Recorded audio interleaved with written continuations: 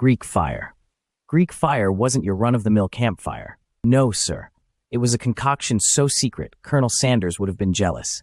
The Byzantines guarded this recipe like their lives depended on it, because, well, it kinda did. Imagine a medieval Gordon Ramsay in the kitchen, yelling, "More pitch, more sulfur, and don't forget the secret ingredient, dragon tears."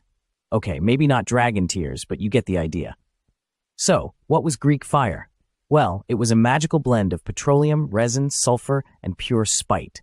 They'd load it into these nifty siphon-like devices called siphons, creative I know, which were basically ancient flamethrowers. When the enemy ships approached, the Byzantines would unleash hell, literally.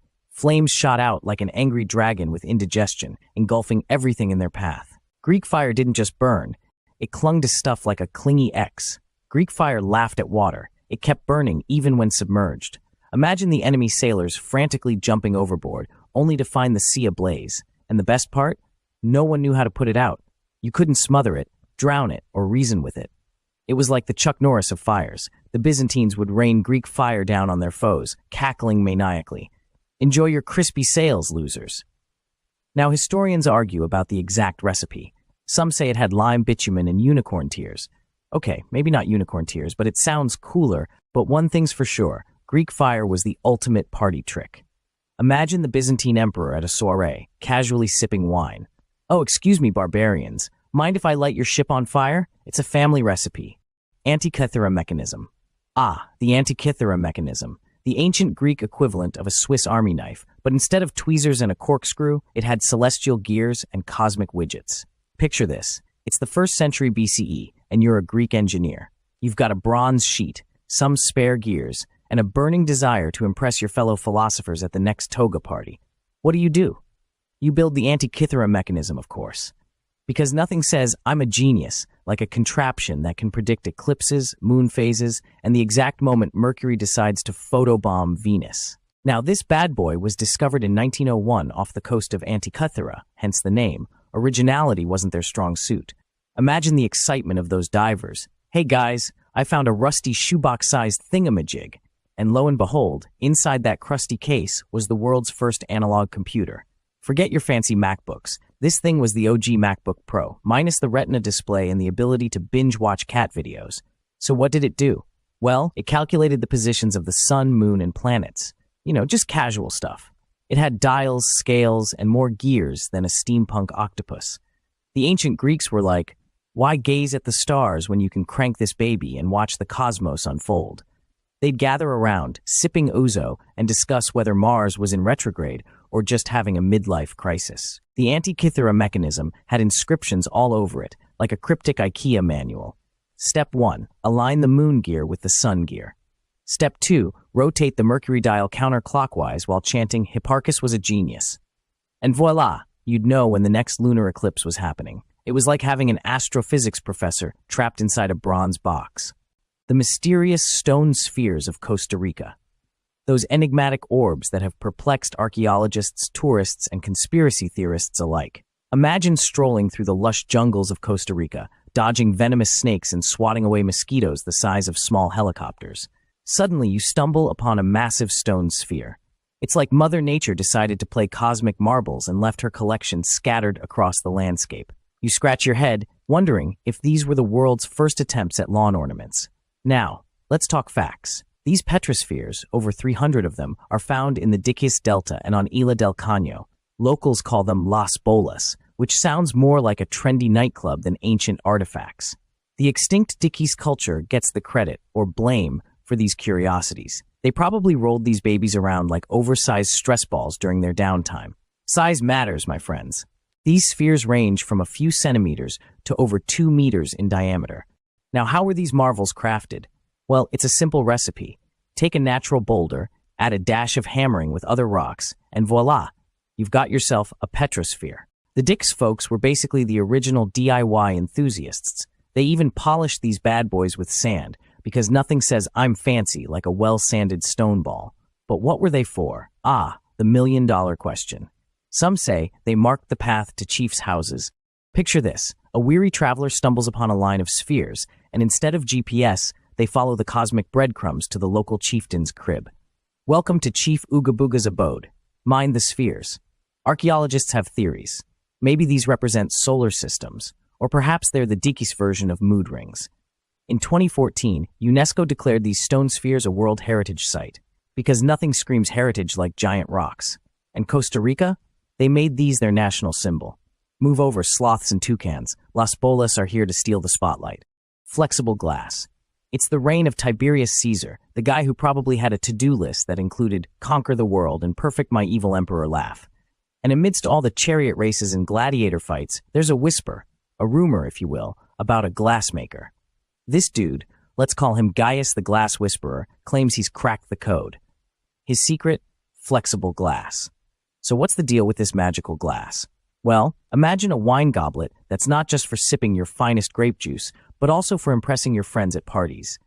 Gaius struts into Emperor Tiberius's court, holding his creation like a boss.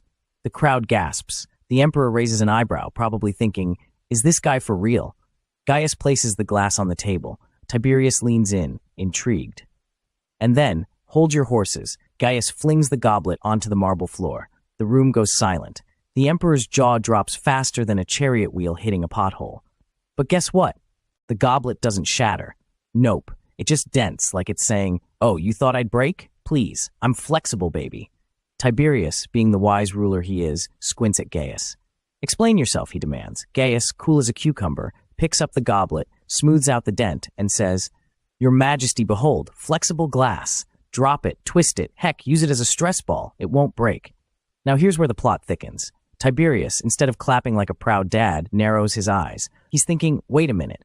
If everyone has unbreakable glass, what'll happen to our precious metals market? Gold, silver, and copper will be like yesterday's chariot races, worthless. So what does he do? He shuts down Gaius's workshop faster than you can say bread and circuses. Flexible glass? Not on his watch. And just like that, the world missed out on indestructible glassware. Imagine the possibilities. Glass armor, bendy windows, and goblets you can use as slingshots during boring Senate meetings. The Lycurgus Cup. It's the 4th century AD, and the Romans are strutting about in their toga, flexing their architectural muscles and sipping wine from goblets. Among these goblets, there exists one that stands out like a peacock at a penguin convention, the Lycurgus Cup. Imagine a cup encased in an ornate cage. Yes, a cage. Because apparently, regular cups were too mainstream for the Romans. They needed a cup that said, look at me, I'm fancy, and I come with my own protective exoskeleton. The cage itself is a masterpiece, a delicate lattice of glass, painstakingly cut and ground. It's like the ancient equivalent of those intricate snowflake patterns you find on Starbucks cups during the holiday season. But wait, there's more. The cage isn't just for show, it's got a purpose. The Lycurgus Cup is made of a special glass, a dichroic glass. What's that, you ask? Well, when you shine light through it from behind, it blushes like a bashful maiden, turning a seductive shade of red. But hold your horses. When you light it up from the front, it transforms into a green hue, like a chameleon at a disco.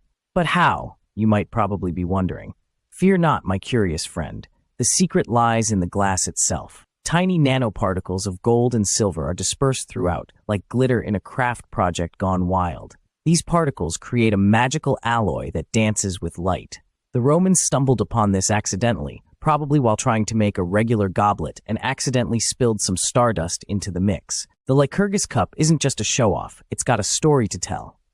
Engraved on its outer surface is a scene fit for a Greek tragedy. Meet King Lycurgus of Thrace, a man with anger management issues. He's ticked off because Dionysus, the party-loving god of wine, messed with his wine supply. So, what does Lycurgus do? He tries to kill Ambrosia, one of Dionysus's followers. Bad move, Lycurgus. Ambrosia morphs into a vine, wraps around him like a clingy ex, and, spoiler alert, kills him. And there you have it, the Lycurgus Cup, the ultimate party trick for ancient Romans. Great Pyramids of Giza. Not long ago in ancient Egypt, the pharaohs were like, hey, I need a fancy tomb, something that screams, I was important. So they call up their local pyramid contractor, because yes, that was a thing. And the contractor's like, gotcha, boss. How about a massive triangular monument that'll make future tourists question their life choices? And thus, the Great Pyramid construction begins. First, they quarry these massive limestone and granite blocks. Imagine a bunch of ancient Egyptians hauling these things like they're oversized IKEA furniture. The pharaohs were probably like, make sure it's extra pointy so Ra can spot it from space. The Great Pyramid is like the LeBron James of pyramids, 230 meters, 755.75 feet on each side at the base. and the height? A mere 147 meters, 481.4 feet. But hey, who needs height when you've got girth? Khufu, the pharaoh behind this pyramid scheme, was all about that bling. He wanted his tomb to be the ultimate flex. So they slapped on these smooth white limestone casings. It was like wrapping a giant gift for the afterlife. But over time, people were like, hey, free limestone, and started peeling it off. Now the Great Pyramid looks like it's wearing a half-eaten candy shell. Inside, well, it's a maze of corridors, chambers, and dead-end hallways. Imagine the ancient architects high-fiving each other, going, let's confuse the Tomb Raiders. And those Tomb Raiders? They were like the original Indiana Jones, minus the fedora. They swiped all the good stuff, gold, jewels, and the pharaoh's favorite chariot. The Great Pyramid has this mystical connection to the cosmos. Some say it aligns with Orion's belt. Others claim it's a Wi-Fi hotspot for alien spaceships. Either way, it's like the world's oldest conspiracy theory. Thanks for watching. If you enjoyed what you saw, consider hitting that subscribe button down below. It's like giving a virtual high five, and it helps support the channel. Thanks for being part of our community.